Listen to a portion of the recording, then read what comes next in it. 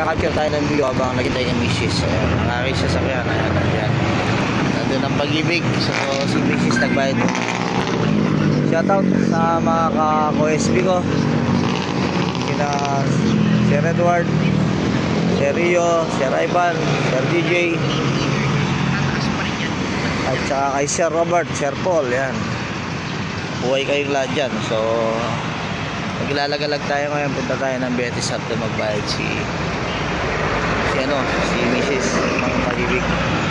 Pasyal tayo sa kanila. Then hindi ko lang kung saan pa ako mapapadpad na, baka sa SM o sa whatever, no?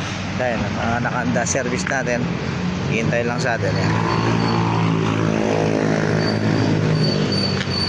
Ayan ang likod ng Pag-ibig. Ayan. So shoutout din kay Sir Rolly Cruz. Kumusta pare? Ayan. Kasama ko siya kahapon, no? Sa pag-analyze ng mga ng mga gulong. Saka kay Sir Abner at saka kay Sir Pataksyon. Shoutout din kay Sir sa mga sir ko dyan na mga boss natin, tsaka kay Ma'am Marian, especially boss natin ngayon na manager natin. Shoutout din kay sa dalawang o tatlong girls dyan, kay Ivy, kay Carol at saka mga chef. Yan, kompleto na ba? Wala na ba ako na yan? At sa mga pala, pati na rin pala sa mga natin. Shoutout sa scrapman natin, kay Sir Randy,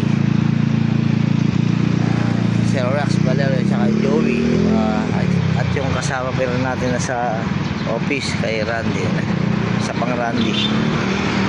Okay, ito na yan.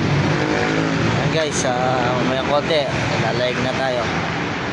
So nandito lang ako sa malilim kasi mainit.